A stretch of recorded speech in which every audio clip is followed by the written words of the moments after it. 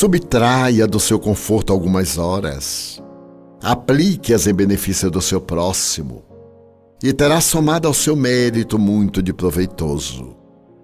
Subtraia do seu coração o orgulho. Some a humildade e terá um total grandioso. Subtraia o erro da sua vida e somará mais anos de paz à existência. Subtraia a maldade de sua mente. Some amor e bondade à sua fé e conquistará um saldo de alegria. Subtraia o desespero das suas tarefas e encontrará esperança que, somada à renúncia, oferecer-lhe-á dias de muita aventura. Subtraia a inquietação das suas noites e receberá uma soma de repouso benéfico. Subtraia o mal das suas horas, some os seus minutos abençoados feitos e encontrará os dias povoados de ensejos de auxílio. Subtraia ou some os padrões de trabalho que o mundo lhe concede, na harmonia das coisas, e estará apto para o grande voo, sem o peso das dívidas. Marco Prisco.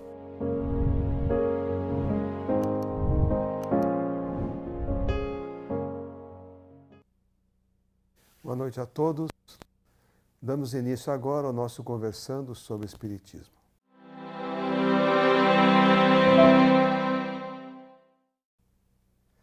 Conversando sobre Espiritismo.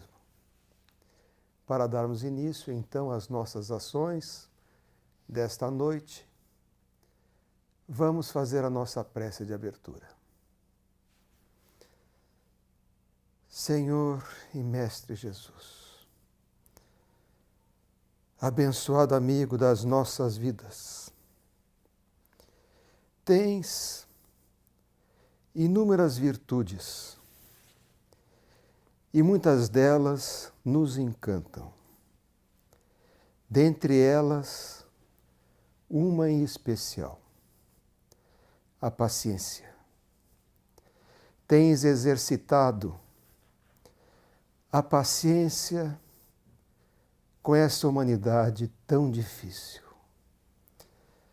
A paciência, Senhor, sabemos que não se dá.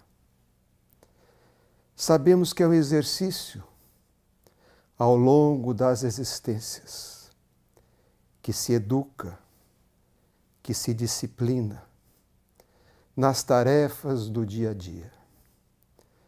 Como não pode nos dar a paciência, dê-nos então as ferramentas para aprender a ser paciente.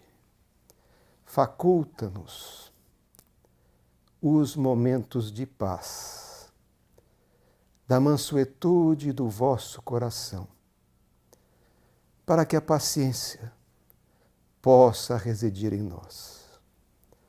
Abençoa-nos, sê conosco, por todo sempre. Que assim seja.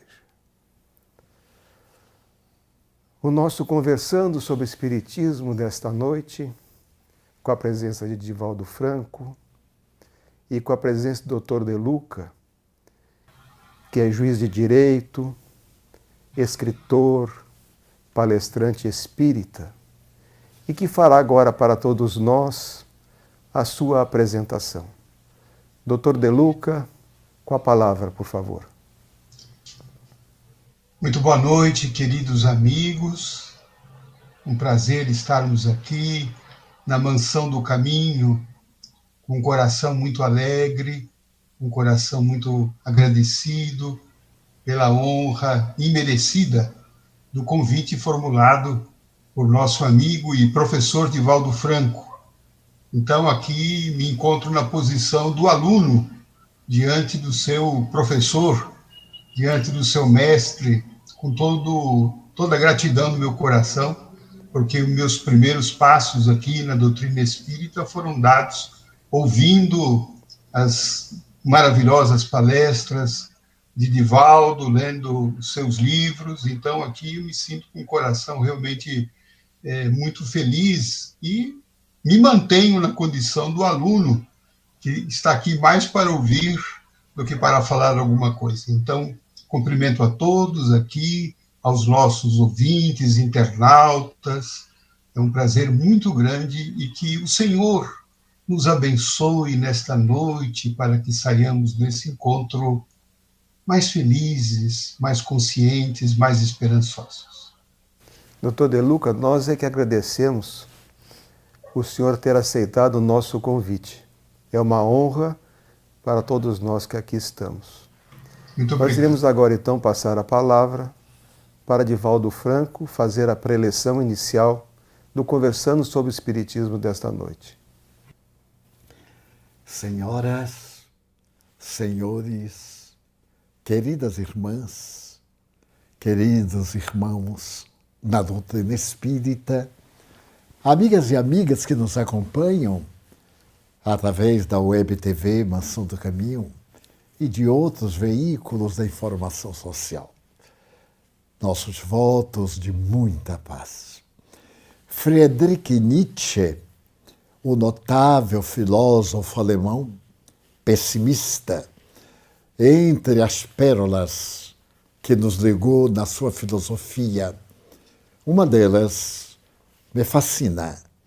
Diz ele, toda ideia nova, para ser transferida para a humanidade, deve passar por 3 estágios. O primeiro deles, a ideia é terrivelmente combatida. O segundo, caso ela resista, é levada ao ridículo. E caso ela resista, ela é aceita e adotada. Utilizamos o pensamento de Nietzsche para falar a respeito do Espiritismo, essa doutrina extraordinária. E o seu codificador, Allan Kardec, um homem sábio, contemporâneo de Nietzsche, porquanto, estudando e abrindo páginas para nossas reflexões, na Revista Espírita, Allan Kardec apresenta os vários períodos pelos quais a doutrina espírita passaria até firmar-se na cultura da sociedade. Ele estabeleceu que seriam 6 esses períodos. O primeiro período foram os fenômenos mediúnicos, que apareceram em diversas partes do mundo, desorganizados, bulhentos, agradáveis ou não, e que ele denominou período de curiosidade, porque era o período em que se faziam perguntas frívolas àqueles seres, acreditamos mais tarde, que se utilizavam dos meios mais rudes para poder entrar em contato conosco. E por minha vez, havendo nascido numa cidade interior do estado da Bahia, recordei-me das curiosidades juninas, quando se realizavam questões de adivinhação para casamento, para a escolha da profissão, etc. Período de curiosidade. As mesas girantes, as mesas falantes, as várias experiências, inclusive também com a cestinha que escrevia, uma cestinha de vime, etc. Foi um período, portanto, cheio de curiosidades. Não havia denominações, ninguém sabia o de que se tratava, mas, com a acuidade das observações kardecianas, surge o segundo período. Esse segundo período é um período filosófico, porque se percebeu que aqueles fenômenos aparentemente curiosos, frívolos, os eram assim porque as pessoas que se acercavam para observá-los também o eram. Desse modo, as respostas eram compatíveis às perguntas que se lhe faziam. Mas desde a última terça-feira de maio de 1855, o panorama mudou. Quando o professor Rivaio, nome de Allan Kardec, ao observar a mesa movimentando-se, ao invés de fazer-lhe uma pergunta trivial, ele foi mais além. Como é que pode, disse ele, uma mesa destituída de cérebro e de nervos pensar? Porque os atributos do pensamento, mesmo para o materialismo, são os nervos e o cérebro. E a mesinha respondeu, que curioso, não é a mesa que responde. Somos nós, as almas daqueles que vivemos na Terra. A resposta foi perfeitamente compatível com a gravidade da pergunta. Então nasce o momento filosófico. Afinal, por que os mortos estavam interessados na investigação feita pelos vivos? Porque vinham asseverar e provar que a vida continuava depois da morte. Que o fenômeno mortis é um fenômeno biológico de transformação molecular, porque nem mesmo as moléculas morrem, tudo se transforma. Ele terá ocasião de mais tarde, na questão 450 do Livro dos Espíritos, receber uma bela resposta. O átomo de hoje será anjo de amanhã. Assim como o querubim de hoje já foi átomo ontem, tudo se transforma em a natureza, desde o átomo primitivo até o arcanjo. Dessa forma, podemos ver que aquela resposta já era a primeira base da filosofia espírita. E ela pôde transformar realmente num corpo de doutrina filosófico quando apresentada a 18 de abril de 1857, em Palais Royal, na livraria Danty, pela viúva de Monsieur Danty, que era amigo de Allan Kardec. Aparece a Era do Espírito Imortal, porque é apresentado um livro de filosofia com 504 perguntas. E Allan Kardec, achando-o insuficiente, trabalhou e na segunda edição ele apresenta 1019 questões que abordam desde os fenômenos do macro como do microcosmo. E também faz mais. Ele vai à filosofia em si, utilizando-se dos filósofos idealistas, mas também dos materialistas, dos utilitaristas do século XIX, e chega a essa postura de natureza imortalista, quebra o velho tabu de que a crença na imortalidade da alma era das pessoas ingênuas, ignorantes, ou pessoas que se alimentavam do pábulo da fé, porque lhes faltavam completude do ego ou da libido, como mais tarde diria Freud. Ele apresenta uma filosofia que se inicia pela indagação a respeito da causa essencial da vida. E a partir daí, ele apresenta uma obra fantástica, em 4 partes distintas. A parte científica, de pesquisa, a parte filosófica, a parte ético-moral e aquela parte de consequências religiosas. O que é que o Espiritismo pode fazer por nós? Qual é o valor da indulgência, da caridade, dos valores ético-morais? Na terceira parte, ele aborda as leis que estão vigentes no universo, baseadas na lei natural. É a primeira lei, a lei de amor. E da lei de amor ele extrai 10 leis morais que constituem o código ético e legal de toda a humanidade. Em qualquer constituição da humanidade, nós vamos encontrar algumas daquelas leis, desde a lei do trabalho, a lei do repouso, a lei do progresso, a lei que favorece a vida, a lei de destruição. É necessário que tudo se destrua na aparência para dar lugar a outras formas de vida. Então, interessante a questão das leis morais.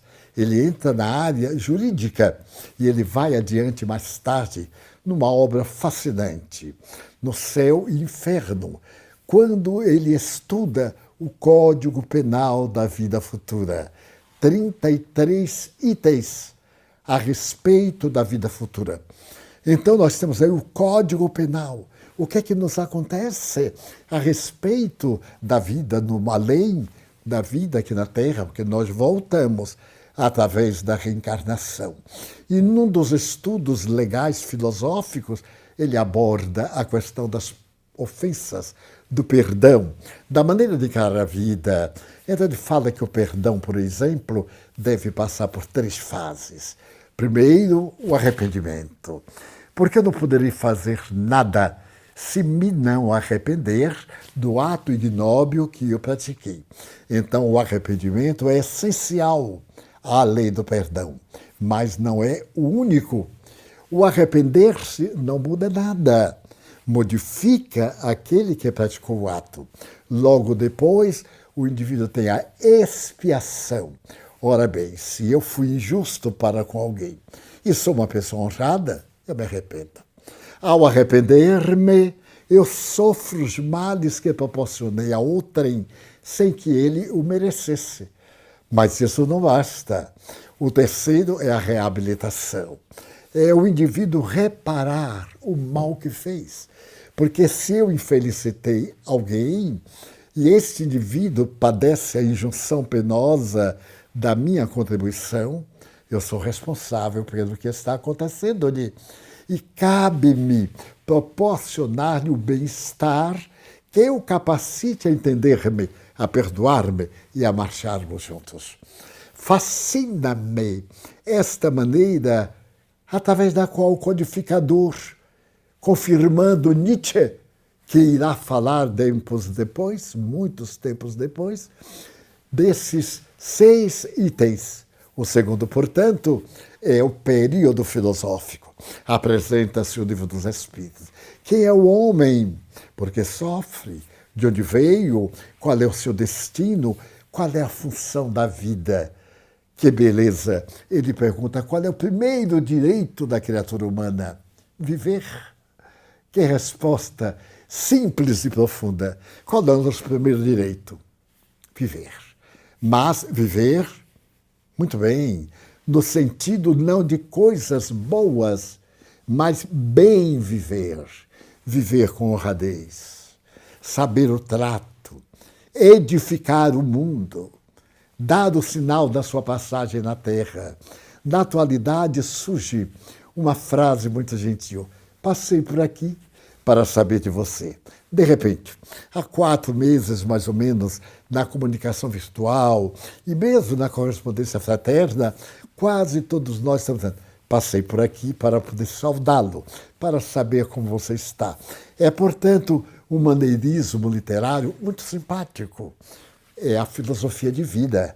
É a maneira que nós temos de expressar a nossa vida. Portanto, o segundo período é o período filosófico.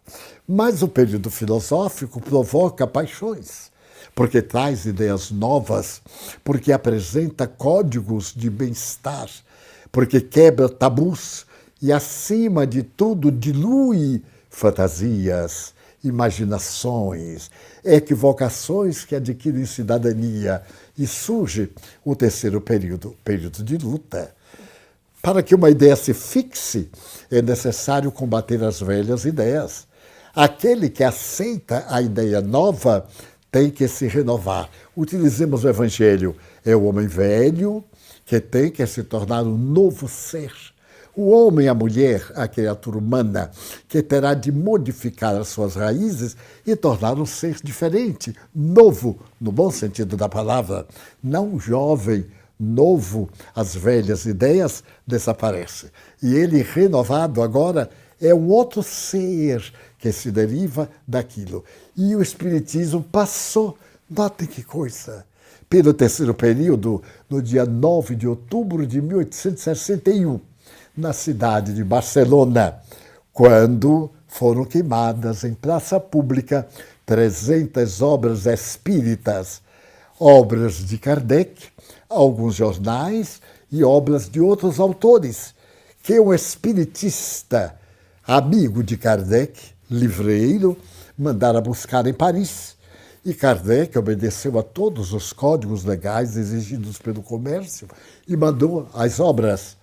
As obras, no entanto, não foram entregues pela Inquisição, que fazia a vigília de tudo e que tinha a oportunidade de exercer o direito de condenar, aprovar ou aceitar as ideias novas.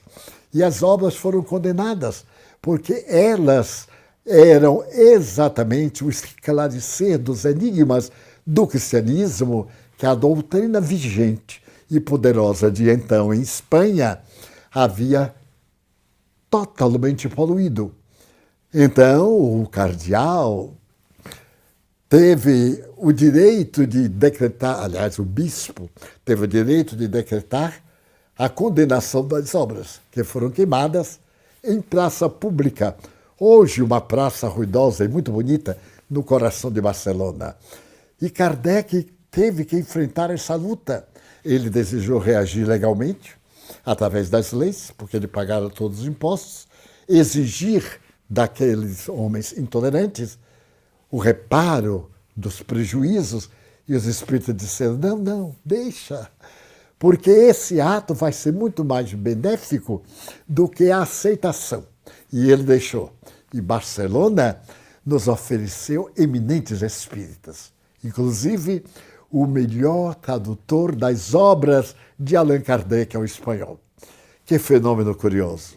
O período de luta deu-nos médiuns, portadores de uma beleza incomparável. O período seguinte foi o período religioso, porque a doutrina fala sobre Jesus. Qual é o ser mais elevado que nós temos para servir-nos de modelo e guia? Questão 625 do Livro dos Espíritos. Que responderam? Jesus. E o cristianismo, que estava à margem, adulterado, modificado na sua estrutura de amor, a doutrina espírita restaurou através de fora da caridade. Não há salvação, não há vida digna, não há uma compostura ético-moral, senão através da caridade. A caridade, segundo Paulo aos Coríntios, é a mãe das virtudes, da fé, da esperança. A caridade é o bem, é o amor. É esse amor na sua expressão mais elevada. Então nós temos um período religioso, que ainda estamos vivendo, o período da fé raciocinada, porque a fé era imposta. Éramos herdeiros de uma fé tradicional, a fé dos nossos antepassados. Mas a cultura era racional, era lógica. A ciência despontava. 1857 nasce o Livro dos Espíritos. 1862, a humanidade encontra Paul Pierre Broca, o notável antropólogo que descobre o centro da palavra na terceira circunvolução frontal esquerda do cérebro e passa a ser centro de Broca, o centro da fala até hoje. É o momento em que a antropologia, a fisiologia, a microbiologia, a psiquiatria abandonam os cânones caracterizados pela ignorância.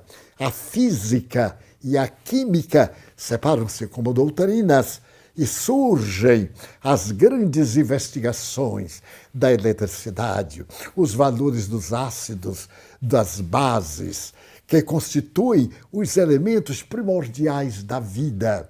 E nós vamos ter os grandes físicos, os grandes químicos, Pierre, Marie Curie, como nós vamos ter na microbiologia, os eminentes pais dessa doutrina, que nos consegue erradicar as enfermidades terríveis que sempre visitaram a Terra.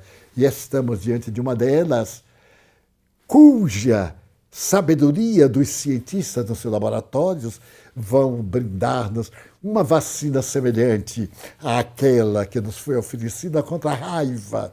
A primeira vacina que salvou milhões de vidas da raiva transmitida pelos cães, particularmente, e por outros animais, quando foi apresentada a vacina antirrábica. Que coisa maravilhosa! É, portanto, neste período da ciência e da confirmação da imortalidade da alma através da investigação científica. Período religioso. Estamos todos nós de braços dados com a solidariedade neste momento, com a certeza da imortalidade da alma, dizendo àqueles que ficaram enquanto os seres queridos viajaram, dominados pela pandemia, não chore os mortos. Confie no reencontro que haverá logo mais. Lamentemos os maus vivos. Não se deixe dominar porque a morte passou pelo seu caminho. É um fenômeno biológico inevitável, faz parte do ciclo da vida orgânica e todos nós experimentaremos esta situação. Então, neste momento de suave encantamento, procuremos viver essas emoções religiosas. E o 6º período da renovação social. Qual é o efeito desta sementeira? Quais são os resultados de eu crer em Deus? Poder dar a minha vida por outra vida. E aquele que der a sua vida por outra vida terá ganho o reino dos céus. Então, o Espiritismo está dentro do conceito filosófico. É um campo de investigação científica. Ainda hoje, nós estamos vendo em várias telas de cinema e através dos órgãos da televisão os estudos sobre a quase morte, as investigações notáveis, as manifestações médiums como Eusapia Paladino, Daniel Dengler-Hume e tantos outros apresentados na internet como provas documentadas da comunicabilidade dos espíritos, da reencarnação e nos fatos de quase morte, que a ciência psiquiátrica, a neuropsiquiatria, a neurofisiologia constatam que algo pensa sem a necessidade do cérebro. Diante do cérebro morto, entre aspas, sem oxigenação, que dá a linha reta no eletrocefalograma, então nós vamos encontrar o ser pensando, a energia. E que dizem os espíritos? O que é o espírito? Perguntou Allan Kardec. É a energia, o princípio pensante do universo. Ele não necessita do nosso cérebro, mas nosso cérebro não pode atuar sem as suas ondas ainda indecifráveis, que estão nos fulcros das conexões neurais, quando os nossos neurônios, em contato com os outros, fazem os grandes saltos, as grandes conexões e nos oferecem a arte de pensar. Então, nós vamos ter uma sociedade melhor. O 6º período é o período da renovação social. Uma humanidade melhor, como Kardec mesmo irá apresentar em uma das suas obras finais, quando ele nos vai apresentar na sua última obra este período da transição. Os mundos evoluem e é natural que a Terra também saia de mundo de provas e expiações para mundo de regeneração. Desta forma, nesta oportunidade feliz dos vários períodos da humanidade, vamos fazer a nossa pausa para poder responder às questões aos nossos amigos, dos nossos amigos propostas, com o nosso muito querido, o nosso juiz e amigo Dr. José de Luca.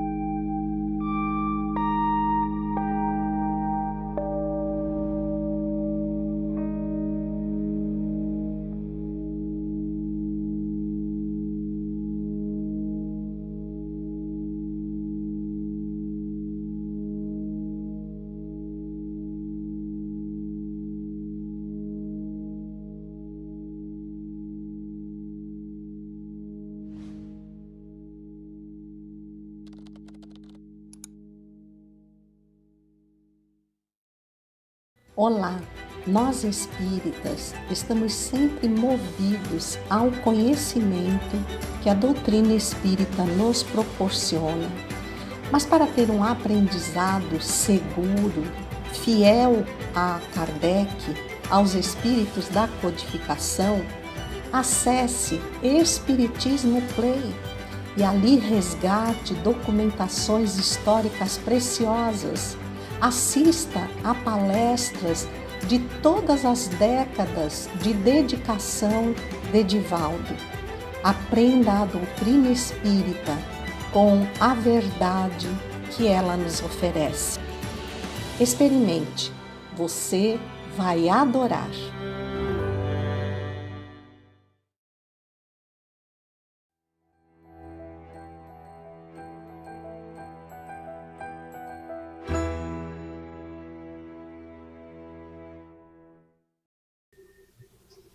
Daremos início agora, então, no Conversando sobre o Espiritismo, à parte das respostas, através do Dr. De Luca e Divaldo, às perguntas que nos foram formuladas. Dr. De Luca, uma primeira pergunta ao senhor. Na ótica da doutrina espírita, como o senhor poderia falar sobre a legítima defesa, que é uma lei humana?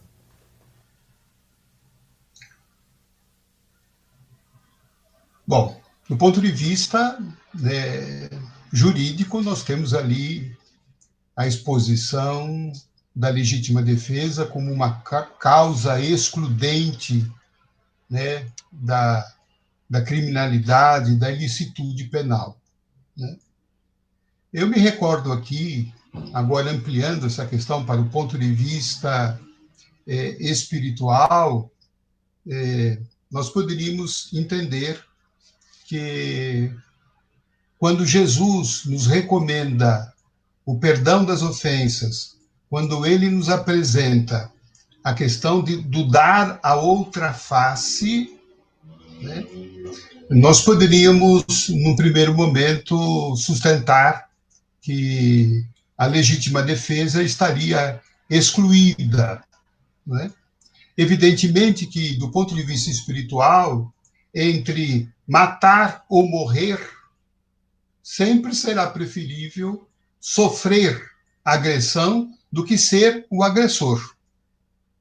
Porque nós não podemos nos limitar à questão da análise da nossa vida apenas do ponto de vista biológico, como Divaldo também expôs, né?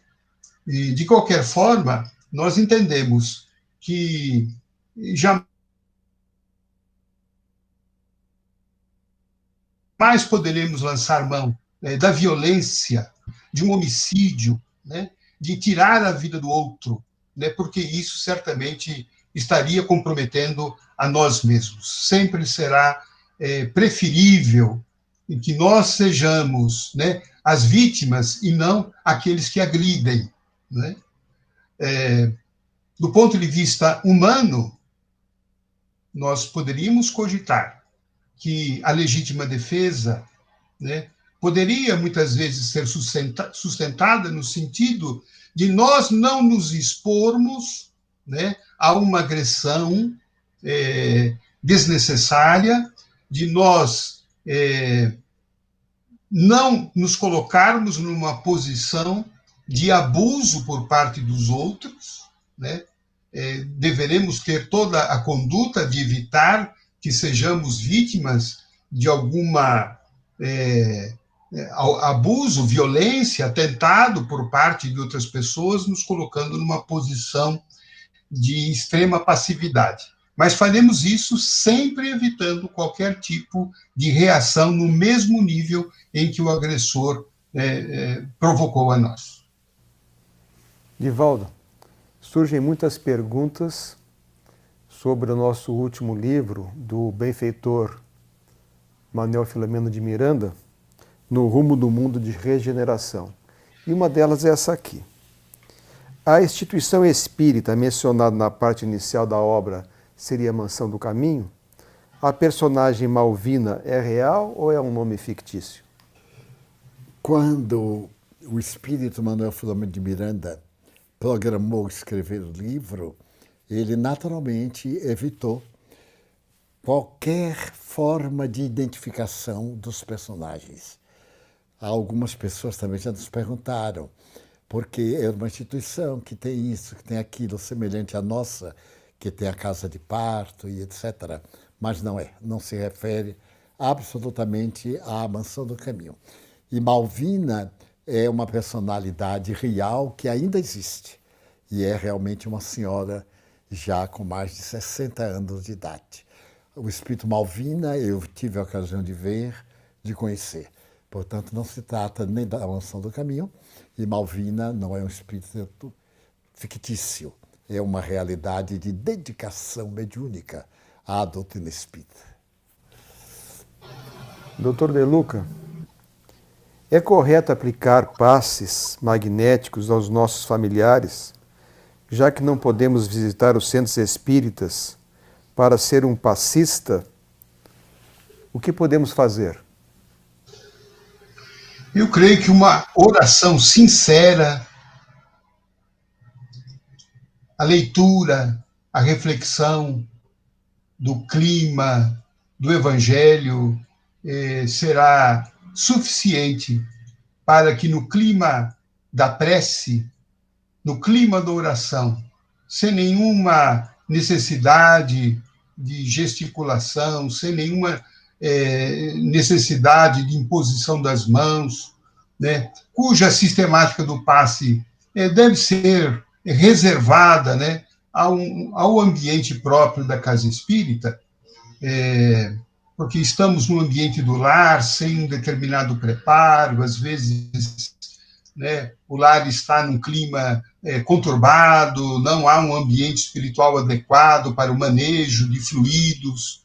Então, quer nos parecer que não estamos desamparados e que uma oração, a prática do Evangelho no lar, né, a água para a fluidificação, são terapêuticas perfeitamente admissíveis, necessárias e que suprem, né, nesse contexto em que estamos vivendo, sem essa possibilidade de uma presença na casa espírita mais direta, né, os bons espíritos, né, nessa atividade incessante, nessa presença deles maciça, sobretudo nesse momento que nós estamos atravessando, haverá de trazer todos os recursos necessários para que aquele doente, aquela pessoa, seja suprida dos recursos que ela necessita para voltar ao seu equilíbrio.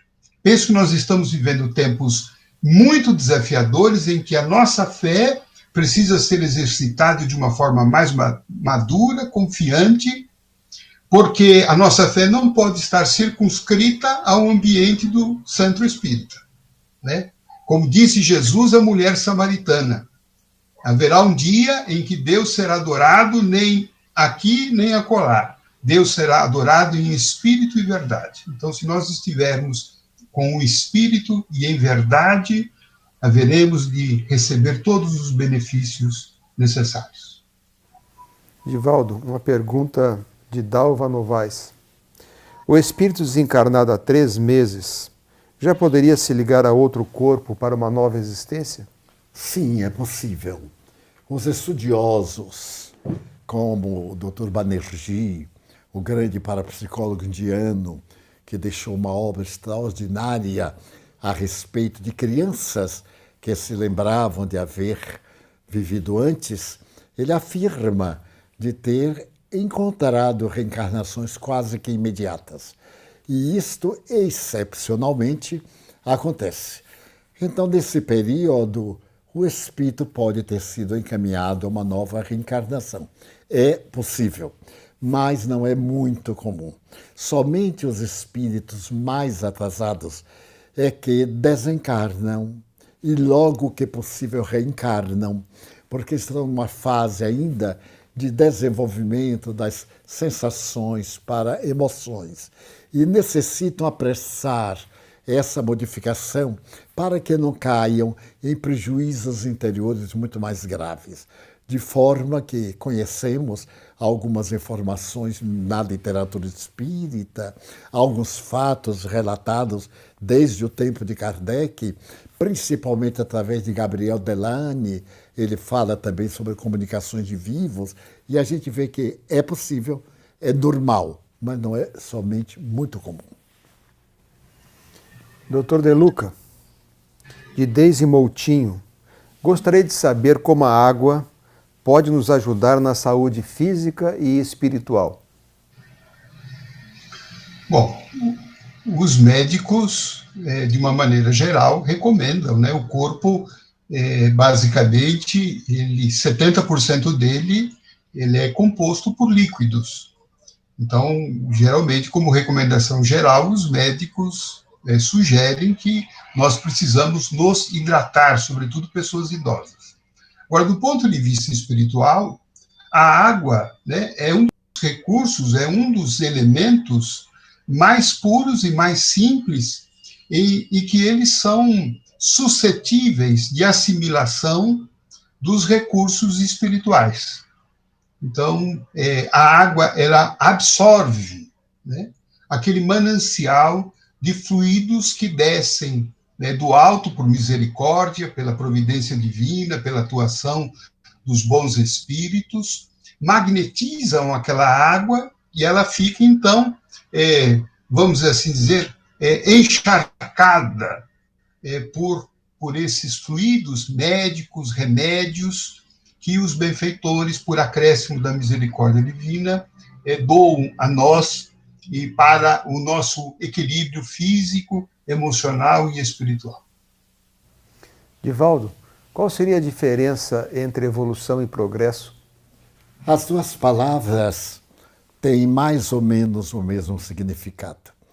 Não são exatamente iguais. Evoluir é passar a um outro degrau do progresso.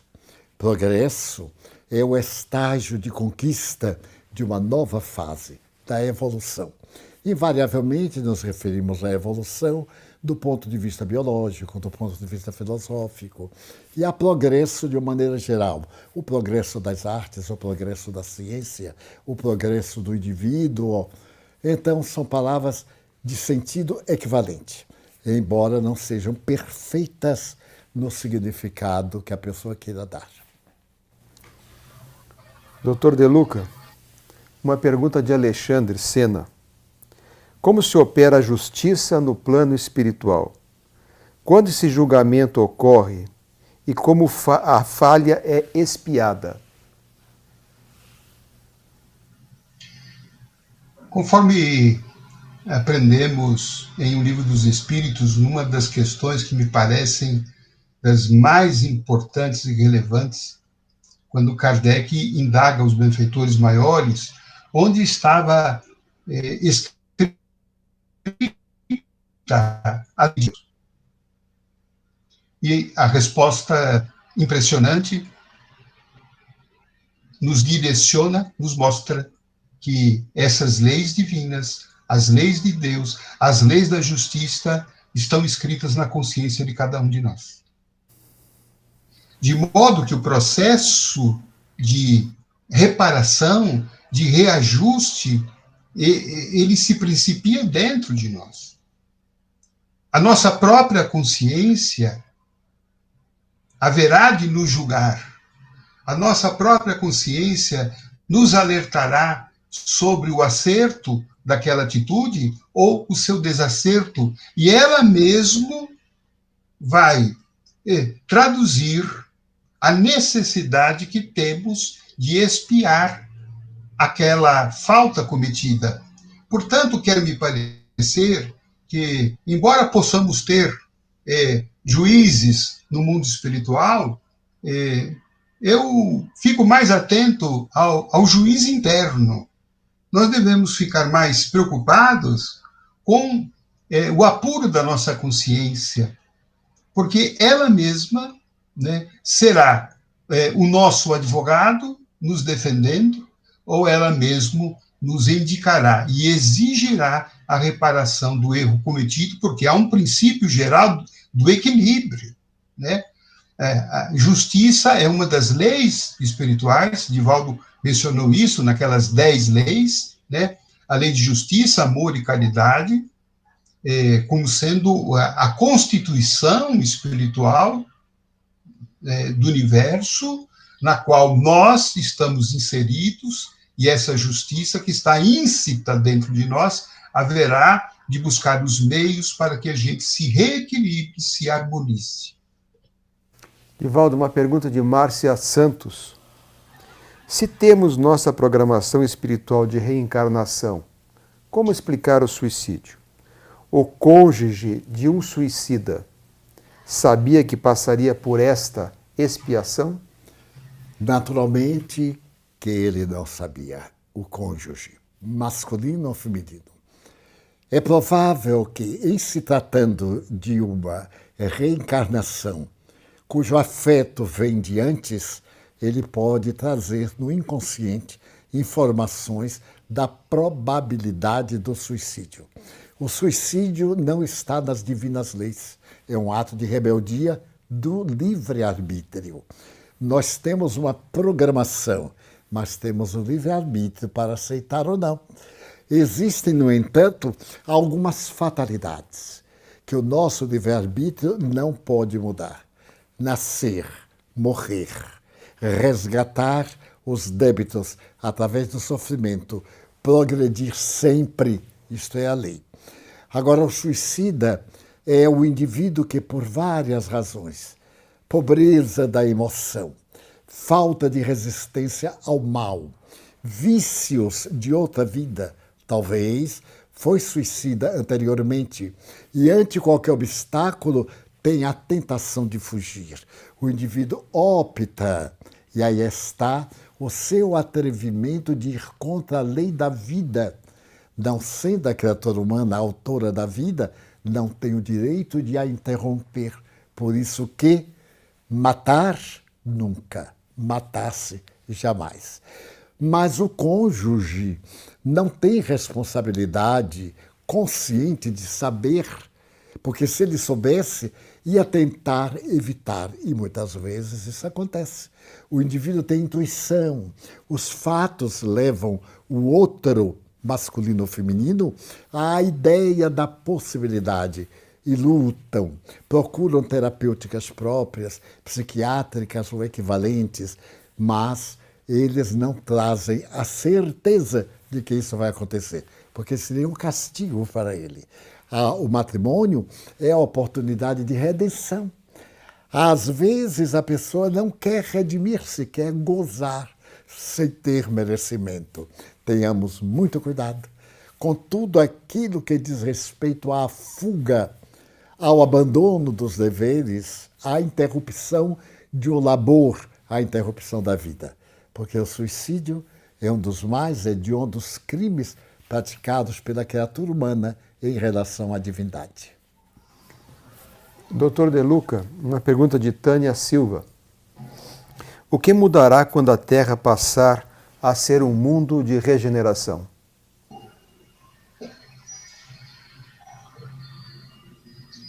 Será um pouquinho melhor daquilo que nós estamos vivendo hoje. Nós não poderemos dizer, e isso nem Allan Kardec e os espíritos em o Evangelho segundo o Espiritismo afirmam, que o mal estará extirpado da Terra, que o mal estará extirpado do nosso coração. Não será um mundo ideal, será um mundo um pouco melhor.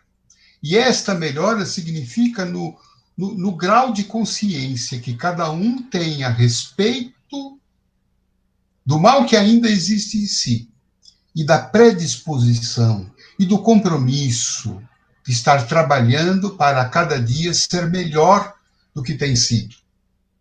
Não será apenas uma mera declaração de intenções, mas os espíritos que migrarão para este mundo de regeneração, creio eu, segundo o que está aí nas obras básicas e na literatura que Divaldo Franco tem recebido do mundo espiritual a respeito dessa questão da promoção da Terra para esse mundo de regeneração, serão esses espíritos que estão comprometidos. Porque hoje na Terra, o que é que nós percebemos? Nós temos basicamente 3 grupos. O grupo dos bons, que é um grupo ainda muito pequeno. O grupo dos maus, dos que estão dolosamente praticando mal, é um grupo também pequeno, mas é um grupo que agita muito, né? Porque os maus são audaciosos e corajosos. Os bons geralmente são tímidos, como está em O Livro dos Espíritos. Mas qual é o terceiro grande grupo? O terceiro grande grupo é o grupo dos omissos. Aqueles que não são maus, mas ainda aqueles que não tomaram a decisão firme de ser bom. E ser bom, este é o compromisso daqueles que migrarão para a nova fase da regeneração. Estarão trabalhando, determinados, conscientes do quanto o mal precisa ser extinto dentro de si mesmo. Divaldo, uma pergunta de Ana Dias. Em caso de um familiar estar acamado e sofrendo vampirismo sexual durante o sono, como podemos auxiliá-lo no reduto do lar? Pedindo que ele, o paciente, procure colocar na mente imagens positivas. Se o fato vem ocorrendo, já é uma obsessão relativamente grave. Então, o Evangelho segundo o Espiritismo, lido pelo paciente normalmente, vai enriquecer-lhe a mente de imagens positivas, edificantes, que substituirão aquelas outras que abrem a porta à sintonia do espírito perturbador e atormentado. Poder-se-ia aplicar-lhe a terapia do passe, mas, sobretudo, a tarefa é do paciente, que é uma pessoa lúcida e está sob uma injunção hipnológica. Então ele deve orar, deve ter confiança para poder libertar-se, porque esse fato no sono, através do sonho, além de ser desgastante das energias, ele não ocorre apenas durante o sono, mas sim a entidade que se locupleta das suas forças e explora está ligada constante e frequentemente. E ele tem que romper esses liames por causa dos hábitos mentais. Substitua o pensamento, leia as obras edificantes que falem sobre o amor na sua pujança mais ampla. O Evangelho segundo o Espiritismo é muitíssimo rico de imagens, porque traz as parábolas de Jesus.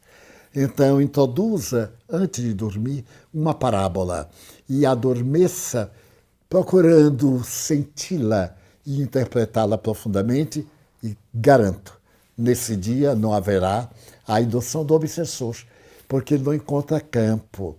Para que a tomada se fixe, necessita do receptor. Se o receptor já está com outra tomada, claro que uma a mais não encontra campo. Dr. De Luca, uma pergunta de Luiz Carlos Mendonça. Quando não conseguimos nos nutrir de amor, o que tenho que fazer? Não sei se eu vou conseguir interpretar a intenção da pergunta. Talvez a dificuldade do auto-amor, de se amar e desenvolver a sua autoestima. Creio que nós poderíamos corrigir essa deficiência de amor próprio pensando no amor que Deus tem por nós. Porque é o amor de Deus que é a fonte e a base de tudo.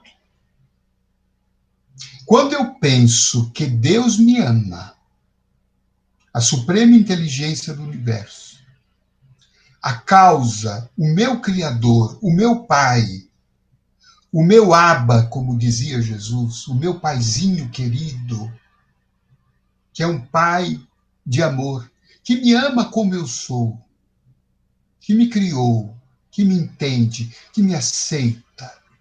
que me estimula a felicidade, que me estimula comportamentos sadios, que me estimula a desvincular-me de toda e qualquer ideia de sofrimento, de comportamentos autodestrutivos, me estimula a encontrar o meu lugar ao sol da vida, uma expressão que eu acho tão bonita que Joana de Ângeles utiliza, encontrar o nosso lugar ao sol da vida. Quer dizer, todos nós temos o nosso lugar, todos nós temos a nossa tarefa, todos temos a nossa importância. Deus nos criou para florescermos. Então, a despeito de uma visão, às vezes, pessimista que eu tenho de mim, um complexo de culpa, complexo de inferioridade, eu curo isto no amor que Deus tem por mim, no amor que Jesus tem por mim, que ele demonstrou para todos os seus discípulos e todas as pessoas, as mais enfermas do corpo e da alma, ele as amou profundamente e curou essa imagem negativa que as pessoas tinham de si mesmas. Então, é no amor de Deus, é no amor de Jesus que a gente poderá encontrar esta cura para a falta de amor a nós mesmos. Divaldo, uma pergunta de Alves. Segundo o Espiritismo, o uso de anticoncepcional é contra as leis divinas? Em absoluto.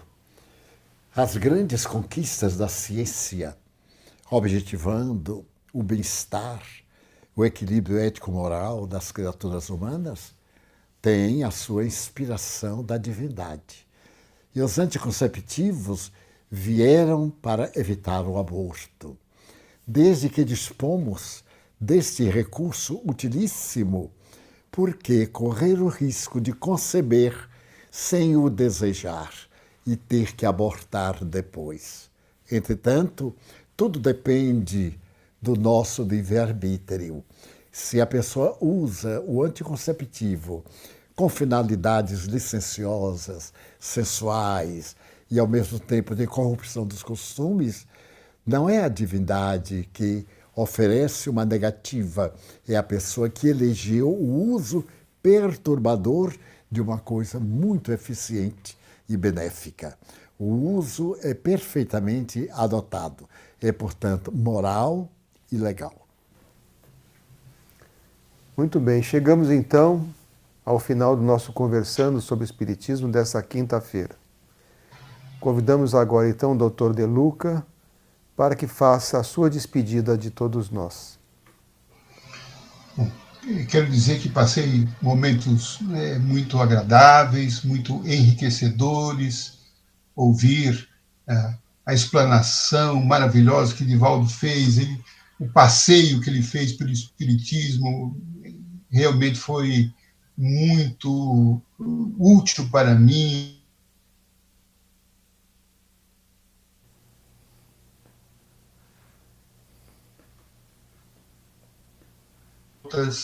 Eu quero dizer que saio daqui muito feliz, muito enriquecido, muito agradecido e esperando ter trazido alguma contribuição, ainda que singela, para as reflexões de cada um. Então, desejo ao Divaldo muito trabalho ainda, muito progresso. A doutrina precisa muito dos teus esclarecimentos e eu fico muito feliz de vê-lo aqui trabalhando, apesar de todos os percalços e testemunhos, vê-lo trabalhando feliz, para mim é uma grande lição e oro para que Deus o conserve sempre mais entre nós. Dr. De Luca, muito obrigado pela sua nobre participação com todos nós.